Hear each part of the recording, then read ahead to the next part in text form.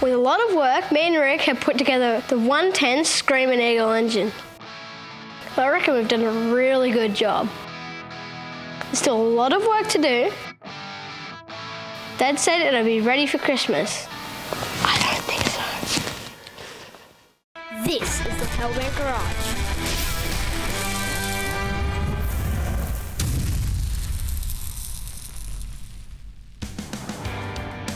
So through this episode, a little bit of a different one for me. I packed the bags and shot across to America to have a look at SEMA and try and get a few Harley parts while I was there as well. Well, we should be doing a lot of work in the Hellbent garage on the Widowmaker drift trike, but instead, flying across to America to SEMA, the biggest automotive aftermarket super show. Come, let's take a look.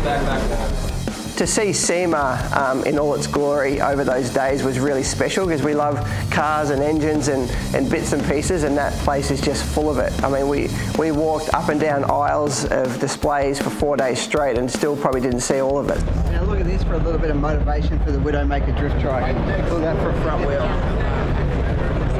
I don't know what size that is, but it would fit a truck.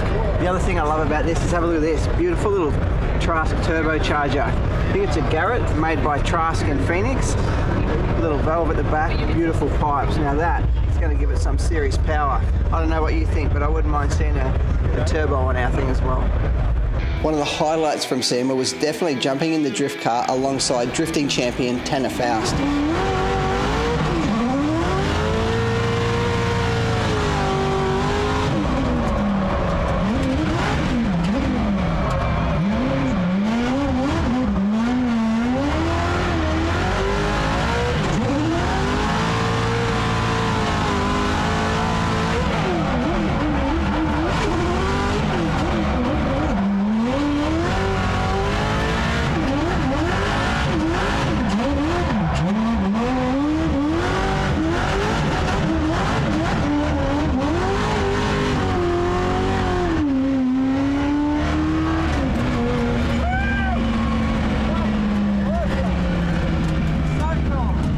That was actually my first time in a drift car. I tell you what, I haven't been in a competitive car in some time, and that was awesome, really cool.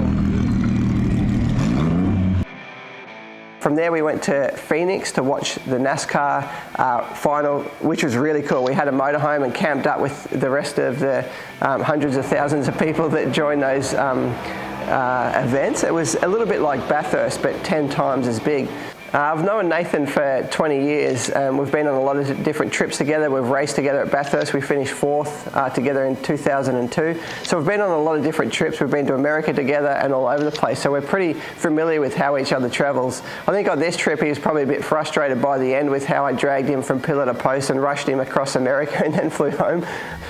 From there we got up really early the Monday morning and went across to a place called Trask Performance, which is a really well-known Harley aftermarket parts company and performance company, and they really specialise in turbo kits for Harley Davidsons. The man himself, Nick, I'm Rick Kelly, how you going? Hello Rick, how are you mate? We're just a couple of crazy Australians. You look familiar. I didn't rub anything, if that's what you're thinking. Yeah. I actually got the chance to meet Nick Trask himself, which is the founder of Trask Performance. He shot across to America, I think a couple of decades ago, just with himself and a suitcase, and managed to build this incredible brand. We'll just build a little bit of a drift trike here. I'll show you a bit of a photo. So Harley base, big wheel at the front, and basically some go-kart wheels at the back. So bit of a crazy project, which is why I've called it the Widowmaker. But turbocharger on it. Yeah, look, we're just at SEMA, saw one of your turbos on a Harley on display there and thought the project's probably not quite crazy enough and we're thinking of throwing a turbo on. So what do you think? Good idea or bad idea? Great idea. And it'll spin me little go-kart tyres? She'll spin the shit out of them. Well, that's what we're after. I can't believe we're actually here.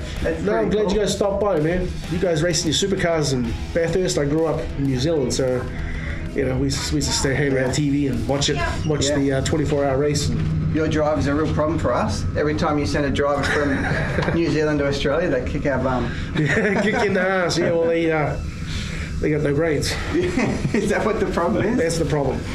really reminded me a little bit of what we have at Kelly Racing with all the different departments that he's got there, design, R&D, machining, fabrication and all the stuff. So you could run a race team out of here. It's the same, it's literally got everything in there. Yeah. But race teams spend a lot of money to race. Yeah, yeah. We need to make money. The highlight of the tour was obviously to see all the turbos on the shelf was pretty cool, but to see his custom-made bike front to back, I think it was called the Assault. This thing's got like 30 or 32-inch rims on the front that are made from one big piece of billet aluminium. It was roughly 600 pounds for this piece of aluminum, and after we're done machining it, it's 27 pounds. It's a lot of waste. And front to back, the thing is just absolutely a work of art. He had a couple there. I think we're going to Germany on the other side of the world from where they are.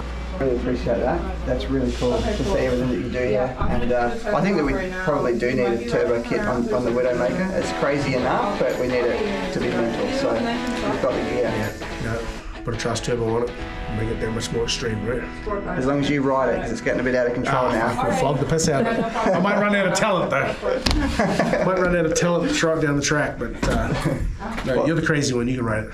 I appreciate that. Well, I've got a bit of work to do, so we're going to fire across to the airport, head home, and get back to work on the Widowmaker. All right. So get your kit put together, and we'll get it over to you.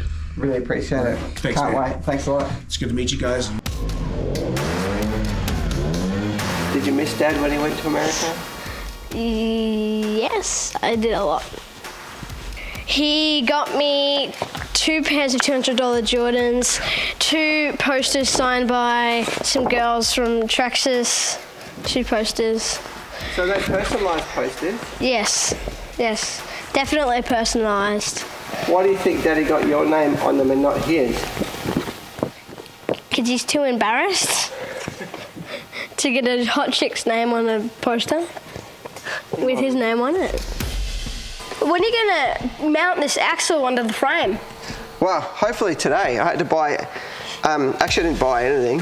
Yeah. Owen Kelly gave us another bearing mount from one of his little outlaw carts that we're going to put in the middle because the axle is so long, we need to brace it here, especially because the chain's pulling here. We don't want any drama. Yeah, but won't the chain, if this moves a bit, if the chain comes off a tiny bit, won't it hit that and scrape it?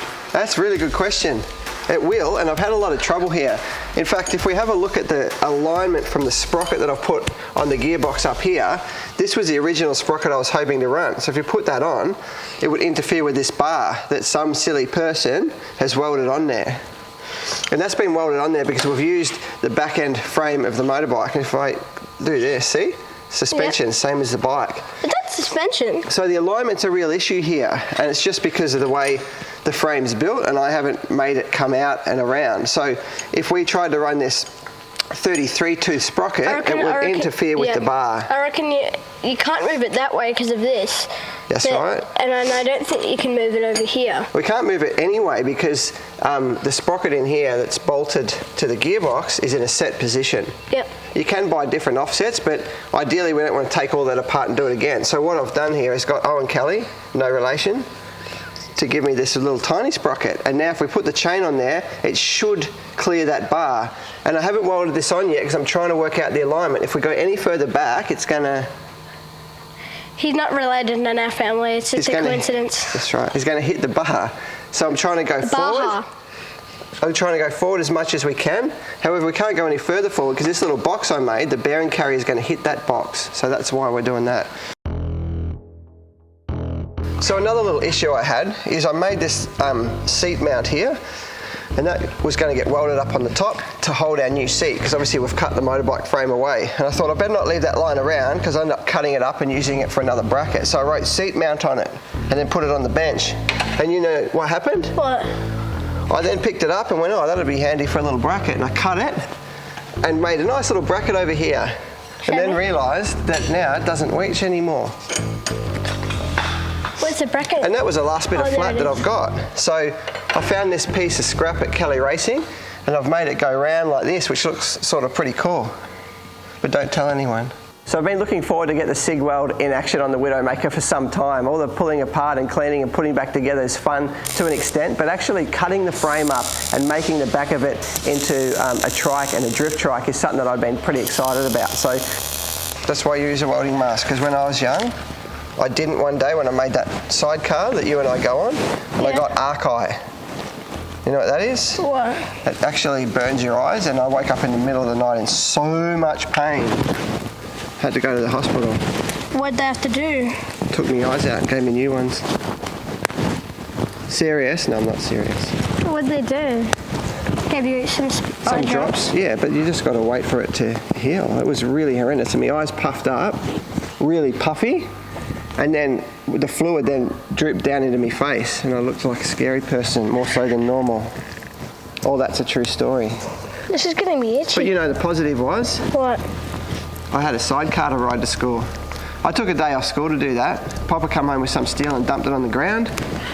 And then I took the day off school, welded up a sidecar. No more in that day than those turds did at school. Well, who was your best friend at school? The principal, because I had to go there all the time. Really? I only got suspended twice in all of those years of school. What'd you get suspended for? One for firecrackers? One for firecracker. No, actually once. I talked my way out of the second one. Well, what was the second one? Ah, nothing. I nearly got suspended a couple of times at school, but the one that I got a week off for was I bought some fireworks off a friend of mine and then accidentally blew his locker apart with them before I took them home. It was pretty funny, actually. I got the parents in and sat me in the principal's office and said, this is a serious thing and Rick's going to be suspended for a week. And I remember Mum looking at the guy, the principal, and saying, you know that this is just going to be a holiday for him. And he was like, you know, kids treat being suspended really seriously. But for me, it was exactly what Mum said. It was a holiday. I went home and worked in the shed for a week, and it was the best thing ever. But they installed security cameras in the locker rooms after that one. And of course, I learnt my lesson. I'm trying to teach Lex that was a really bad idea somehow. Can I go? Yeah, can you see what you're doing? No, you can't see. You got to be able to see. Yeah. Yep, I'm ready. Yep. Can I go? Yeah. For real? Yeah. I like doing a spot weld. Right. Stop. You hold it down for a second, stop. Stop. Go to the next spot, hold it down and stop. You're too high. You're not joining the metal, you're just welding on one bed. Down there. That's how you weld.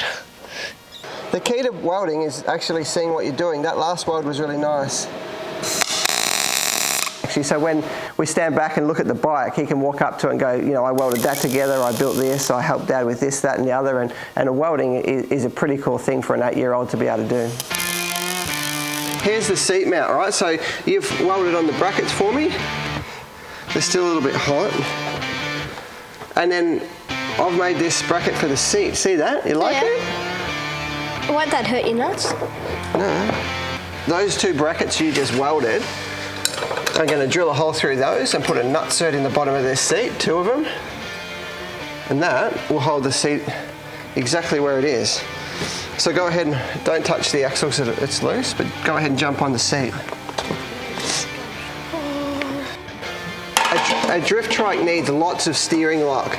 This doesn't quite have enough for 2 reasons. One, it's got a stopper down here on the forks, so I'm going to grind that stop off. And the other thing is it's the handlebars. Hitting the fuel tank. Hitting the fuel tank. So the other thing we're going to do is cut the brackets off the front of the fuel tank, move it back, and I'll weld new brackets on. So move it back as in towards you? Towards you, just a little bit so that the handlebars don't hit. Why did it make things so dangerous? Well, because when you're sideways, you need a lot of lock to correct.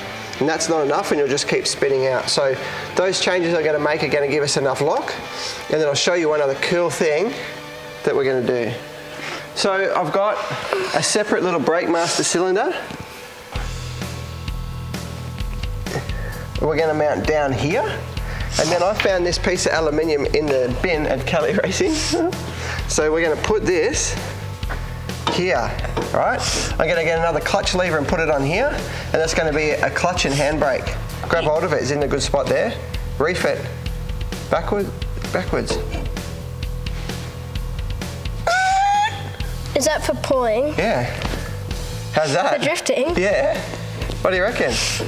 Pretty good. So the only thing that's in between us and that working is about 4 days or 5 days work. Can I tell you something? You One gonna help? thing. I just want to tell you something. I forgot what I was going to say. Good. This is going to be awesome. So next step is to finish the welding, right? And then I'm going to pull everything back out of the frame. We're going to get Kyle, a friend of ours, to paint the frame whilst I'm welding off the back of it. And then the frame will be painted. We can basically do a final install of the engine and all that and build the rest of it around. How's that sound? We're starting to get somewhere, mate. By the time Santa comes down the chimney, we'll be doing donuts out the front on this. You reckon? Yeah? I reckon this thing will be finished by next year. You're probably right. But we'll give it a go, won't we? Yeah. So there's still plenty to go on the Widowmaker project. If we manage to get it ready and started, it'll be a great Christmas celebration for us. We still then have to strip it down, paint it, and do the final build.